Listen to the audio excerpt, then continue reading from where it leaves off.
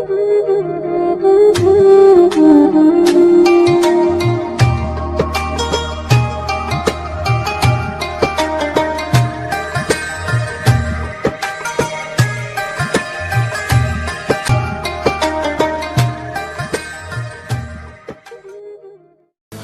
फिरोज खान खबर शामिल कयूं पिया। मंसूर मलिक जी रिपोर्ट मुताबिक नेशनल पीपल्स पार्टी मिठियानी जे अगवाननि टाउन कमेटी मिठियानी जा वोट टोड़े मुख़्तलिफ़ दूरान हंधनि ते दाख़िल करण खिलाफ़ प्रेस क्लब नौशर फिरोज आडो एहतजाज करण बैदि मीडिया सां ॻाल्हाईंदे अगवाननि ज़ुल्फ़कार शेख, सुल्तान अहमद पंवर, साईं बख्श छजड़ो ऐं ॿियनि चयो त मिठियानी टाउन कमेटी जा वार्ड 8 मां वधाए 10 कया विया आहिनि।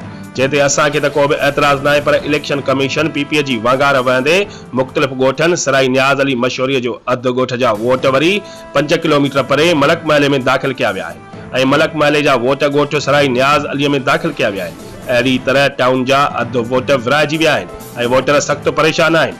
उन्हनि चयो त असां इलेक्शन कमीशन नवाब शाह वटि बि एतराज़ दाख़िल कया, पर को बि नोटिस नाहे वरितो वियो। अहिड़ो त इलेक्शन कमीशन पीपीए जी ज़ैली तंज़ीम हुजे।